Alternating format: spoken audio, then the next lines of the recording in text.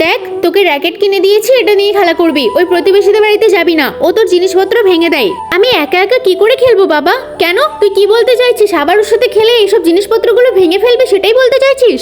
Uncle, ওই দিন ভুল করে ফুটবলটা ফেটে গেছিল, এগুলো নিশ্চয়ই ভাঙবো না। বাবা দাও না আমাদেরকে একটু খেলা করতে। ঠিক আছে, লাস্ট বারের মতো বলছি, ভাঙলে কিন্তু তোদেরকে বুঝে দিতে হবে।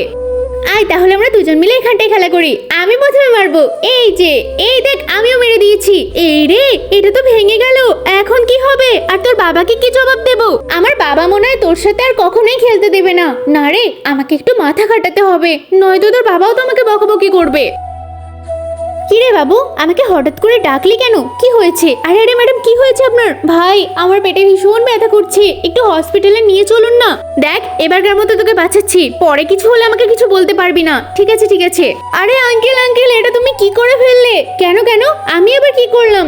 এই যে, এই র্যাকেটটাই তো ভেঙে দিলে। তুমি না দেখে শুনে গাড়িটা কি করে চালালে? এই রে, র্যাকেটটা ভেঙে ফেললাম, তোরা কষ্ট পাস না, আবার কিনে দেবো। চলুন আগে হসপিটালে নিয়ে যাই। না না, এখন আমার ঠিক আছে, হয়তো গ্যাস হয়েছিল।